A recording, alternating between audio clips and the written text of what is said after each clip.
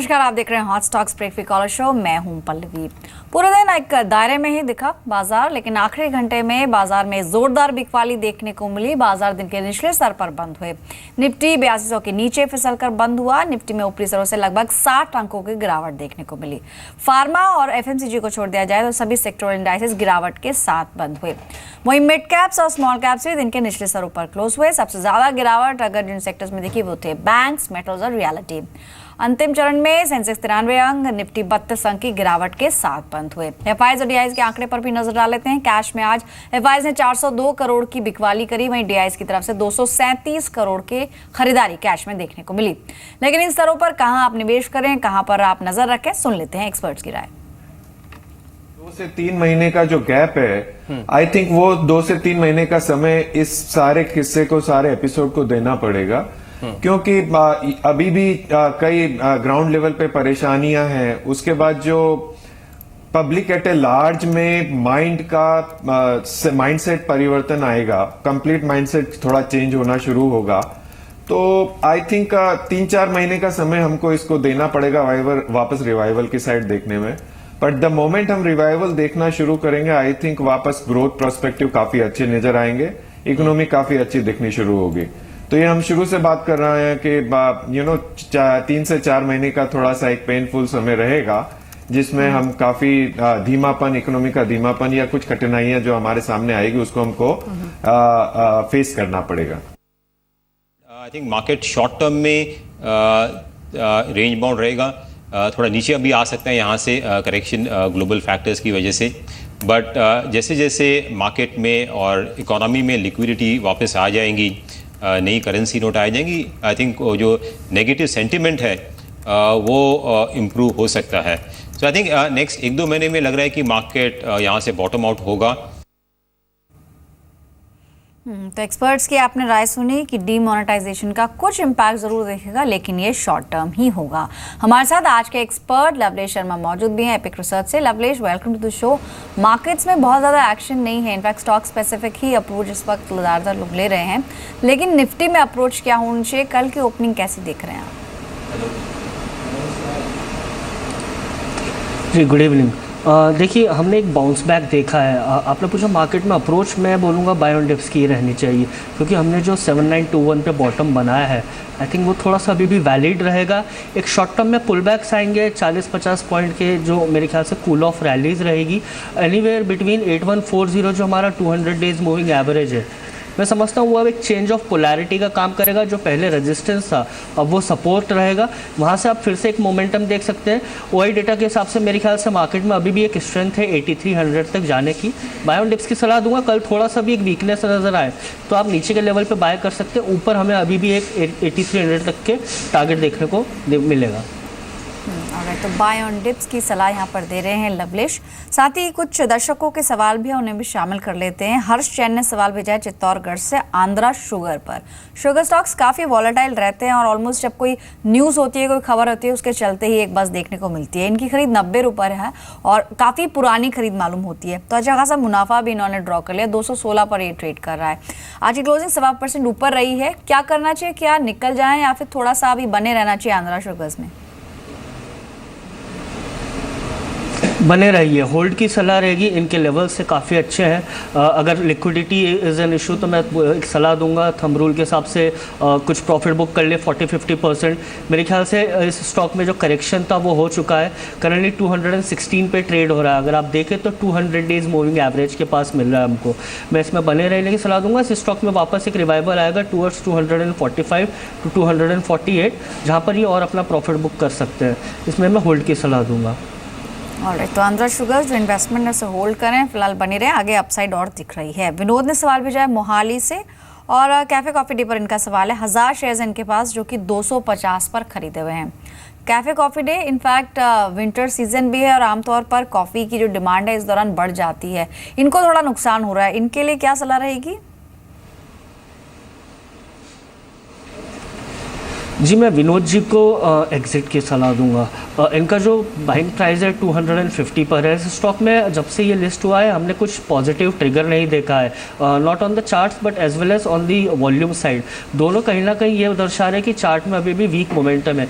जैसा कि आपने बताया, ऑफ कोर्स आने वाले सीजन का इनको थोड़ा सा एक फैक्टर इनको पॉजिटिव अफेक्ट करेगा, लेकिन इस स्टॉक में मेरे ख्याल से एक बाउंस बैक जो आएगा 220 221 तक के आएगा, क्योंकि वहाँ पर हम फिर से एक short term moving averages test करेंगे। तो इनको मैं वहाँ पर निकलने की सलाह दूंगा। और नीचे में मेरे ख्याल से स्टॉक में अभी भी एक डाउन साइड बना हुआ है। आप इस स्टॉक से जब भी उछाल आए निकल जाइए, 215 220 तक के एक बाउंस बैक मिलेगा, वहाँ पर आप एग्जिट हो सकते हैं। तो किसी भी रैली में निकलने की सलाह है। पिछले एक साल का चार्ट भी काफ़ी कमज़ोर है। अपने हाईज 297 के हाई से स्टॉक गिरते गिरते काफ़ी नीचे ऑलमोस्ट 198 के लेवल्स तक आए, यानी कि 100 रुपये का एक इसने नुकसान निवेशकों को दिया है। फिलहाल एग्जिट की सलाह है। अगले दर्शक फोन लाइन पर है राहुल दिल्ली से। गुड इवनिंग राहुल, बताइए क्या सवाल है आपका। हेलो। हाँ राहुल, अपना सवाल बताएं। हाँ जी मैम, मैं इंडिया सीमेंट मैंने परचेज किया है। ठीक है। 120 के आसपास खरीदा है शायद। हेलो जी, 120 पर खरीदा है आपने। 120 पे खरीदा है। ठीक है। और कितने टाइम के लिए है निवेश?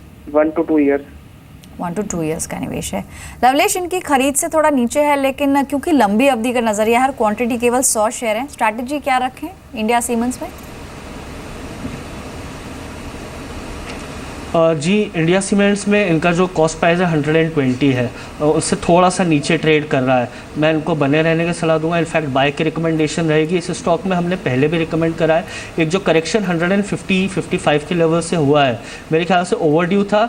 एक फ्रेश मोमेंटम हमको इसलिए देखने को मिलेगा क्योंकि अगर वीकली चार्ट देखें तो एक हैमर पैटर्न है एंड काफ़ी ब्यूटीफुली इसने रिट्रेस करा है लोअर लेवल से विथ हायर वॉल्यूम। मेरे ख्याल से इसमें एक न्यू बाइंग बनेगी आने वाले समय में। 120-121 इनका जो लेवल है, इससे ऊपर भी हमको देखने को मिलेगा। 131 to 135 आने वाले समय में इसमें ऊपर देखने को मिल सकता है। आप इसमें बने रहिए। इनफैक्ट मेरी इसमें बाय की सलाह रहेगी। नीचे में स्टॉक बॉटम आउट हो चुका है। ऑलराइट, अगले दर्शक हैं फोन लाइन पर अश्वनी तिवारी, इस वक्त जुड़े हैं इटावा से। अश्वनी नमस्कार, अपना सवाल पूछें। मैम मेरा नाम अश्वनी तिवारी है जी। मैम एड लैब एंटरटेनमेंट के मेरे पास शेयर्स हैं और 114 प्राइस है मेरी। ठीक है, कब की खरीदे? बहुत पुरानी खरीदे क्या? नहीं, ज्यादा पुरानी नहीं है, 1 month हो गया लगभग।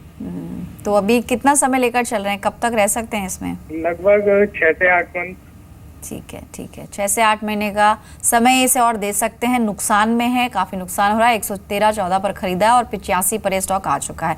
लवलेश, इनफैक्ट अगर इसका चार्ट भी देखें तो बिल्कुल भी प्रॉमिसिंग नहीं है, काफ़ी कमजोरी इस चार्ट में दिख रही है। आपकी सलाह क्या होगी इनको 6 to 8 मंथ्स के लिए? क्या करना चाहिए एड लैब्स में? जी मैं अश्वनी जी को एग्जिट की सलाह दूंगा क्योंकि स्टॉक ने पिछले 1 से 1.5 साल में कभी भी आउट परफॉर्म नहीं करा है। आप अगर देखें तो स्टॉक में वीकनेस बनी हुई है, लोअर लेवल्स पे ही ट्रेड हो रहा है। Volume on the other hand dry होती है, आती है कभी, बट वो जो बाउंस बैक मिलता है हमको वो टिकाऊ नहीं रहता है। तो मेरे ख्याल से इस स्टॉक में से इनको निकलने की सलाह दूंगा। आप दूसरे स्टॉक्स देखें तो PVR वगैरह जो इस एंटरटेनमेंट लेजर में है काफ़ी अच्छा परफॉर्म कर रहे हैं। मेरे ख्याल से अगर आप इतना नज़रिया लेकर चले तो there are much better options. इस स्टॉक से आपको निकलने की सलाह दूंगा। Any bounce back towards 100-105 is an opportunity to exit. तो किसी भी रैली में, उछाल में आपको निकलने की सलाह है एड लैब से। उसके बजाय आप PVR जैसे काउंटर्स में निवेश कर सकते हैं। हालांकि आज कुछ दबाव दिखा है, लेकिन इसी स्पेस में ये बेहतर विकल्प हो सकता है। साबू है हमारे साथ मुंबई से फोन लाइन पर। गुड इवनिंग साबू, पूछिए क्या सवाल है आपका। फोन लाइन शायद डिस्कनेक्ट हुई है, लेकिन सवाल उन्होंने शेयर किया है SMS के जरिए भी। और लवलेश, इनका सवाल है टाटा मोटर्स पर। लगभग 400 शेयर इनके पास 540 पर खरीदे हुए हैं। इनकी खरीद से थोड़ा नीचे है, लेकिन ओवरऑल जो जितने भी एक्सपर्ट्स हैं ऑटो और ऑटो एंसिलरी स्पेस को लेकर काफ़ी बुलिश है। आपकी राय क्या है टाटा मोटर्स को लेकर? जी बिल्कुल, थोड़ा सा इनकी खरीद से नीचे है। जिस तरह से इनका जो बाइंग प्राइस है, मेरे ख्याल से एक लंबा नज़रिया लेकर ही चले तो ज़्यादा अच्छा रहेगा। स्टॉक में कोई भी दिक्कत नहीं है। टेक्निकली अगर आप स्ट्रक्चर देखें तो एक डबल टॉप फॉर्मेशन हुआ था ऊपर ऑन द हायर साइड, मेरे ख्याल से उसी का एक रिट्रेसमेंट है। हार्मोनिक पैटर्न बन रहा है स्टॉक में। 420 425 तक अगर ये गिरता भी है तो इसमें बॉटम आउट होने की पूरी संभावना है, क्योंकि वहाँ पर लॉन्ग टर्म बाइंग के लेवल्स बनते हैं। आपको आने वाले 6 से 8 महीने में स्टॉक में फिर से आपकी कॉस्ट तो कहीं ना कहीं आपकी कॉस्ट से ऊपर ही दिखेगा ये स्टॉक। इसमें होल्ड की सलाह रहेगी। ऑटो एंसिलरी स्पेस ओवरऑल पूरा बुलिश ही है। जहाँ भी हमने इनमें गिरावट देखी है, एक बाइंग मोमेंटम बनता है, भले ही वो लार्ज कैप स्टॉक्स हो या ऑटो एंसिलरी हो या स्मॉल कैप्स हो। इसमें होल्ड कर चलिए, आपको आने वाले 1 साल में इसमें मुनाफा होगा। 1 साल के लिए होल्ड कर सकते हैं, बने रहें इसमें, अच्छा मुनाफा आप कमा पाएंगे। फेसबुक के जरिए भी कई दर्शक सवाल भेज रहे हैं और मनु वत्स ने सवाल भेजा है अक्ष ऑप्टिफाई लेकर। लगभग 20,000 शेयर्स इनके पास जो 23 रुपये के भाव पर खरीदे हुए हैं। इनफैक्ट टेलीकॉम स्पेस में बहुत कुछ हो रहा है और ऐसे में टेलीकॉम इक्विपमेंट कंपनियां भी फोकस में लगातार बनी हुई है। अक्ष ऑप्टिफाइबर को लेकर क्या सलाह है? इनकी खरीद के आसपास ही है, क्या करना चाहिए इसमें? मेरे ख्याल से बना रही है। जो भी इनका व्यू है, मैं थोड़ा सा बोलूँगा कि आप थोड़ा लंबा रखिए।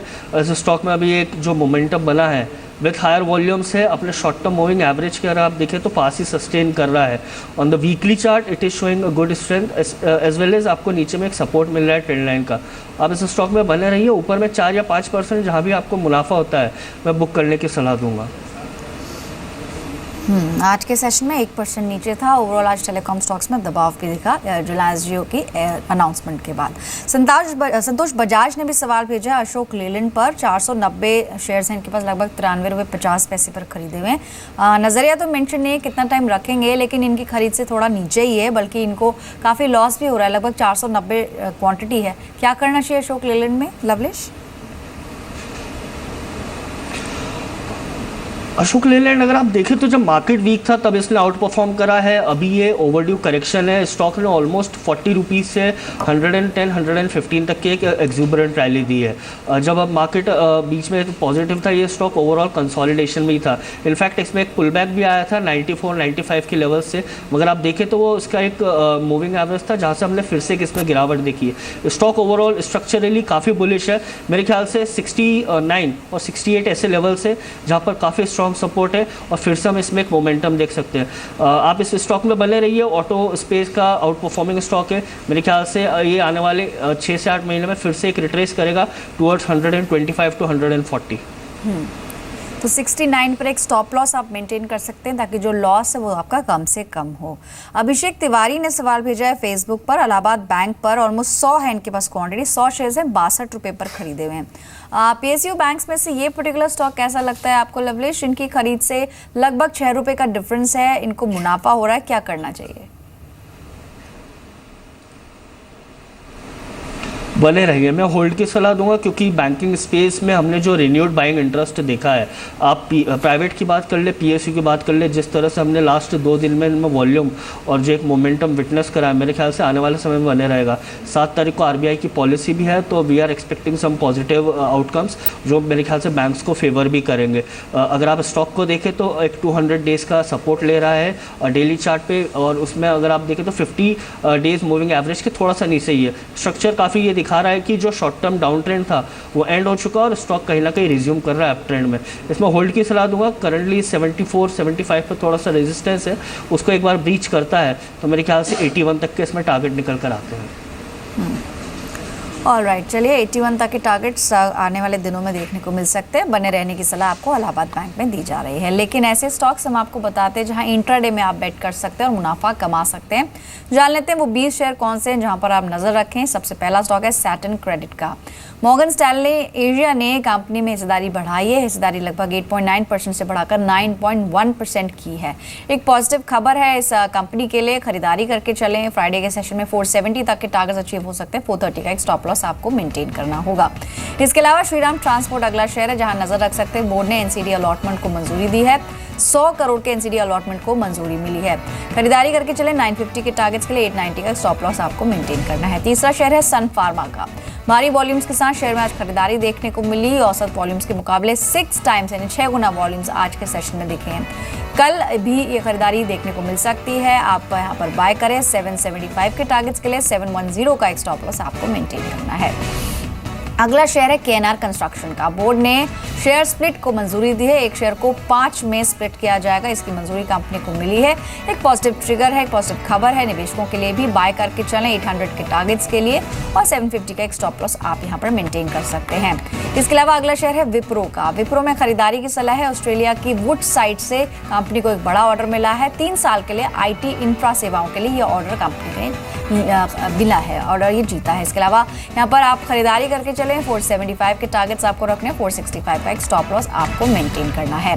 अगला शेयर है पीसी ज्वेलर का। ज्वेलरी स्पेस से ये स्टॉक हमने चुना है क्योंकि ब्रांडेड सोने के सिक्कों पर एक्साइज ड्यूटी सरकार ने खत्म की है, तो एक बड़ी राहत ज्वेलरी कंपनियों के लिए, गोल्ड कंपनियों के लिए है। एक पॉजिटिव ट्रिगर भी है, तो यहाँ कल के सेशन में खरीदारी करें। 378 के टारगेट्स के लिए 369 का स्टॉप लॉस आपको मेंटेन करना होगा। खबर बाजार बंद होने के बाद है, इसका असली रिफ्लेक्शन कल के स्टॉक मार्केट में देखने को मिलेगा। 7वां शेयर है एडवांस्ड एंजाइम्स का। यहाँ पर खरीदारी की सलाह है। जेसी बायोटेक ने कंपनी के अधिग्रहण प्रस्ताव को मंजूरी दे दी है। यहाँ पर खरीदारी करें। 2190 के टारगेट्स के लिए 1995 का एक स्टॉप लॉस आपको मेंटेन करना होगा। फाइजर अगला शेयर है। फार्मा स्पेस से अच्छी वॉल्यूम्स के साथ इसमें खरीदारी दिखी है।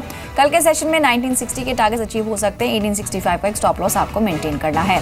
अपोलो हॉस्पिटल अगला शेयर है जहां नजर रख सकते हैं। अपोलो हेल्थ में हिस्सा आईएफसी को बेच दिया है, यानी कि जो वर्ल्ड बैंक की सब्सिडियरी आईएफसी उसमें ये हिस्सा बिक्री हुई है।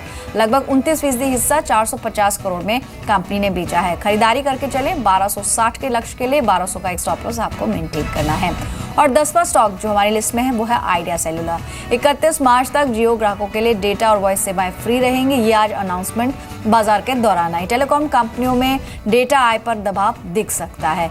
आज के सेशन में यहाँ पर आइडिया में गिरावट देखने को मिली 6% नीचे, तो सेल कॉल है। यहाँ पर बिकवाली करें। आने वाले दिनों में भी टेलीकॉम स्टॉक्स में प्रेशर देखने को मिलेगा। 68 के टारगेट्स होंगे। 75 का स्टॉप लॉस आपको मेंटेन करना है। तो 10 स्टॉक्स हमने आपको बताया जहां पर कोई ट्रिगर है या फिर कोई खबर है जिसके चलते आप अपनी स्ट्रैटेजी इंट्राडे के लिए रख सकते हैं। लवलेश, इनमें से कोई स्टॉक जो आपको पसंद हो?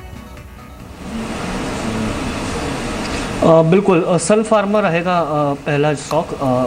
काफ़ी अट्रैक्टिव है। करंट लेवल्स पे अपने शॉर्ट टर्म मूविंग एवरेज के ऊपर आया है। अगर आप देखें तो इसने एक पियर्सिंग पैटर्न बनाया था डेली चार्ट में, मेरे ख्याल से उसको सस्टेन कर रहा है।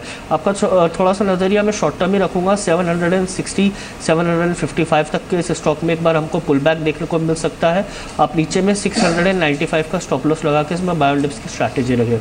दूसरा स्टॉक आपने पीसी ज्वेलर करा है। ऑफ कोर्स इस स्टॉक में एक हमने हैमरिंग देखी है, ऊपर के लेवल से काफ़ी पिटा है, बट अगर आप चार्ट देखें तो एक रिबाउंड बिल्कुल इसमें एक वैलिड है।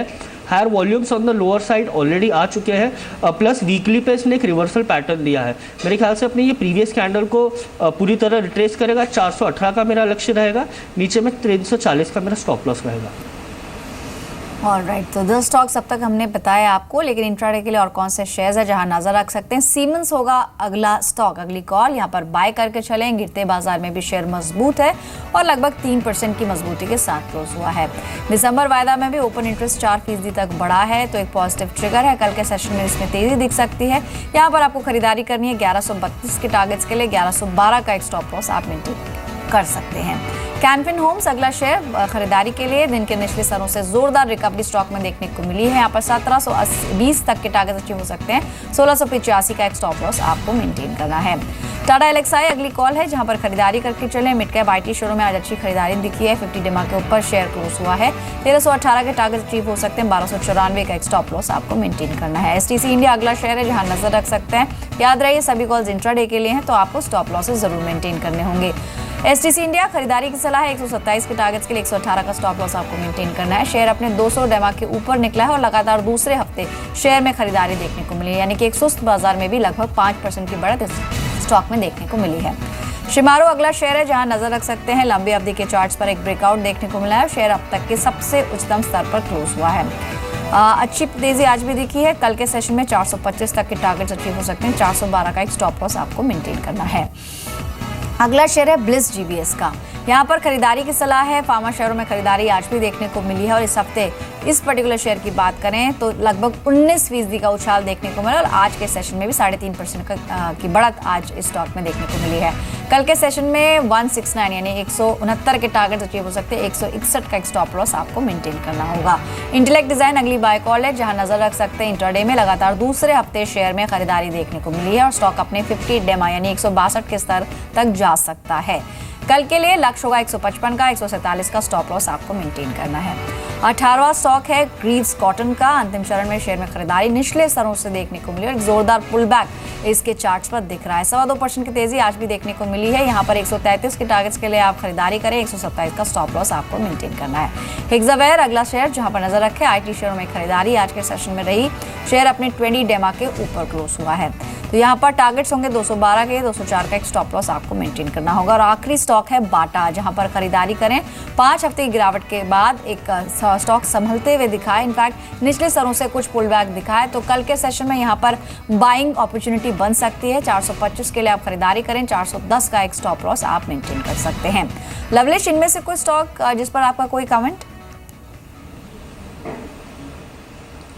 बिल्कुल, पहला स्टॉक टाटा एलेक्सी रहेगा। काफ़ी अट्रैक्टिव चार्ट है। अगर आप वीकली चार्ट देखें, ऑलमोस्ट एक डबल बॉटम फॉर्मेशन है और इसलिए अच्छी बात यह है कि आने वाला सप्ताह खत्म होने वाला है और उसने इस वीक इसको सस्टेन करा है। मेरे ख्याल से स्टॉक बॉटम आउट हो चुका है 1150 पे। रिस्क रिवॉर्ड यहाँ से काफ़ी फेवरेबल है। अगर कोई शॉर्ट टर्म से पोजिशनल प्लेयर हो तो मैं उसको बाय की सलाह दूंगा। नीचे में स्टॉप लॉस मेरा 1250 रहेगा। ऊपर हम इसमें 1450 से 1575 तक के लेवल देख सकते हैं। ये थोड़ा पोजिशनल के लिए रहेगा। अगर इंट्राडे की बात करें तो कल भी इसमें मेरे ख्याल से 1330 से 1345 तक के लेवल देखने को मिलेंगे। दूसरा स्टॉक आपने ग्रीव्स कॉटन की बात करी है। स्टॉक काफ़ी अट्रैक्टिव है। ऑफकोर्स इसके थोड़ा सा लेट सेशन में इसमें अच्छी वॉल्यूम आई थी। इस स्टॉक में एक फिर से मोमेंटम बनता हुआ दिख रहा है। 125 के स्टॉप लॉस के साथ इसको बाय कर सकते हैं। ऊपर में मेरा लक्ष्य 133 रहेगा। हाँ, कुछ और सवाल भी हैं जो कि SMS के जरिए मिल रहे हैं। एक सवाल ले लेते हैं अनमोल का, दिल्ली से। जेके टायर पर ही सवाल है। 50 शेयर्स हैं इनके पास, लगभग 150 पर खरीदे हैं। 149.5 इनका खरीद भाव है। टायर स्टॉक्स को लेकर क्या स्ट्रैटेजी फिलहाल रखनी चाहिए लवलेश? टायर स्टॉक्स में अब मेरे ख्याल से एक और फिर से आपको बाइंग दिख रही है। जिस तरह से हमने जेके टायर में अराउंड 80-85 के लेवल से रैली देखी है 160 तक के, इस स्टॉक में ओवरड्यू करेक्शन का हो चुका है। स्टॉक ऑलमोस्ट 61.8 से 78.6 उस पर्टिकुलर रैली का करेक्ट हो चुका है। मेरे ख्याल से इसमें आप बाय की सलाह रहेगी। इसमें आप फ्रेश एंट्री भी ले सकते हैं। करंट लेवल्स पे भी काफ़ी अट्रैक्टिव है। यहाँ से एक वापस पुल बैक मिलेगा 131 से। जहाँ तक के कॉलर की बात है 149 कॉस्ट है। एक बार ये 149 का लेवल क्रॉस करे तो मेरे ख्याल से इसमें फिर से एक हम नया टॉप बनते देख सकते हैं। 165 प्रीवियस टॉप है। Next top I can assume at around 175 based on the pattern. अगला सवाल है नीलेश का, पुणे से। गुजरात एल्कली पर ये आपकी राय जानना चाह रहे हैं। लगभग 75 शेयर्स हैं इनके पास, जो कि 382 के लेवल्स पर खरीदे हुए हैं। नज़रिया तो मेंशन नहीं किया, लेकिन शॉर्ट टू मीडियम टर्म में अगर स्ट्रैटेजी बनानी हो तो गुजरात एल्कली क्या करना चाहिए इसमें? इनको तो नुकसान हो रहा है। 382 की इनकी खरीदी है। थोड़ा सा नीचे ट्रेड कर रहा है, बट इस स्टॉक का अगर आप स्ट्रक्चर देखें तो काफ़ी स्ट्रॉन्ग है। एक करेक्शन है वो ओवरड्यू है। स्टॉक ने मेरे ख्याल से बॉटम आउट ऑलरेडी कर चुका है। वीकली पे there is a reversal pattern, एक ऑलमोस्ट डोजी टाइप पैटर्न है, उसको उसने सस्टेन भी करा है। इस स्टॉक में मैं बने रहने की सलाह दूंगा। ऊपर में 410 से 415 हमको फिर से देखने को मिलेगा, जहाँ पर ये अपना प्रॉफिट बुक कर सकते हैं। नीचे में स्टॉक में एक स्ट्रॉन्ग सपोर्ट है 320 का, जिसका स्टॉप लॉस लगाकर आप बने रह सकते हैं। अगला स्टॉक है नारायण ने भेजा है वापी से। नारायण जानना चाह रहे हैं वर्धमान पॉली पर। लगभग 335 शेयर्स इनके पास, 90 रुपए पर खरीदे हुए हैं। वर्धमान पॉली कैसा लगता है आपको? मेरे ख्याल से इनको मैं थोड़ा सा एग्जिट की सलाह दूंगा। स्टॉक में आप देखें तो volume as a constraint, volume आता है एकदम स्टॉक भगता है and then we see kind of a dryness in the volume. तो इसकी मेरे ख्याल से एग्जिट की सलाह दूंगा। इस स्टॉक में आपको एक पुल बैक मिलता भी है टुवर्ड्स 100-105, वहाँ से आपको निकलने में ही बेटर रहेगा। दूसरे काफ़ी अच्छे स्टॉक से सेम स्पेस में जो परफॉर्म कर रहे हैं, इस स्टॉक में I don't see any kind of signal जो हमें ये दर्शा रहा हो कि इसमें फिर से एक रिबाउंड होगा और ऊपर के स्तर देखेंगे। इसमें मैं एग्जिट की सलाह दूंगा इनको। चलिए, अगला सवाल SMS के जरिए है। ये हमें भेजा राजेश ने अहमदाबाद से। HPL इलेक्ट्रिक पर इनका सवाल है। हालांकि रिसेंट लिस्टिंग है, लेकिन जो भी डेटा है उसके आधार पर जानना चाहेंगे। 250 शेयर्स इन्होंने खरीदे 190 पर। काफ़ी ज़्यादा नुकसान हो गया, 100 रुपये पर शेयर आ चुका है। क्या करना चाहिए अभी इसमें? जी, एग्जिट की सलाह रहेगी। इस स्टॉक में पहली बात तो जो हमने वॉल्यूम देखा है कोई उसमें एक ट्रिगर नहीं है। दूसरी बात, इस स्टॉक में ऑलरेडी 75 पे हमने करेक्ट होते हुए देखा है और अभी भी हमको इसमें एक वीकनेस ही दिख रही है।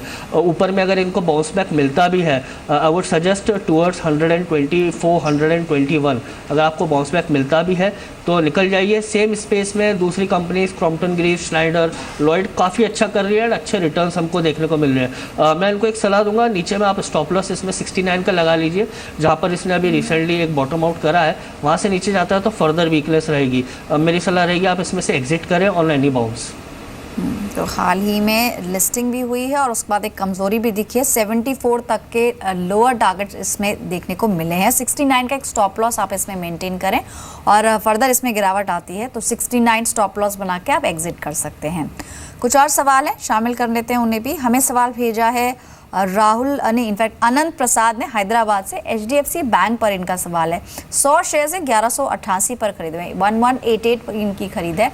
उस लिहाज से देखें तो इनको मुनाफा हो रहा है, लेकिन क्वांटिटी सिर्फ 100 शेयर्स हैं। तो क्या थोड़ा सा रुक जाए, प्रॉफिट अभी बुक ना करें, क्या करना चाहिए लवलेश? बिल्कुल, मैं प्राइवेट, जैसे मैंने बोला, प्राइवेट और PSU बैंक्स पे काफ़ी ओवरवेट होकर चल रहा हूँ। जो हमने इनमें एक बाइंग देखेंगे, कहीं ना कहीं डिमोनेटाइजेशन चल रहा है, उसका इफेक्ट देखने को मिल रहा है हमको across the space on the market as well. But मेरे ख्याल से इसका कोई सबसे बड़ा बेनिफिशियरी होगा, that will be banking space. We also have RBI policy coming on December 7 and जो हम लोग को बाइंग दिखी है कहीं ना कहीं दर्शा रहा है कि बैंकिंग स्पेस में आने वाले समय में भी तेज़ी रहेगी। इनको होल्ड की सलाह दूंगा। 1240 तक का इसमें टेक्निकली एक लक्ष्य निकल कर आता है। Beyond 1240 I think it can reach to 1275 as well. आप बने रहिए HDFC बैंक में, आने वाले समय में ये आउट परफॉर्म कर सकता है मार्केट को। तो प्राइवेट स्पेस में एक अच्छा कंटेंडर आपने चुना है। 1295 तक के टारगेट इसमें अचीव हो सकते हैं। HDFC बैंक, मुनाफा आप कमा रहे हैं तो फिलहाल बने रहे और मुनाफे की उम्मीद इसमें दिख रही है। फिलहाल इतने शेयर्स पर चर्चा हो पाएगी। लवलेश, शुक्रिया आपका। कोई डिस्क्लोजर? जी, जो भी शेयर्स की हमने बात करी है, मेरा कोई पर्सनल उसमें होल्डिंग नहीं है। Maybe we have recommended it to our clients and they are holding it. Okay, thanks a lot Lovlesh, कीमती समय देने के लिए। फिलहाल हॉट स्टॉक्स में इतना ही, लेकिन जी बिजनेस पर खबरों का सिलसिला लगातार जारी।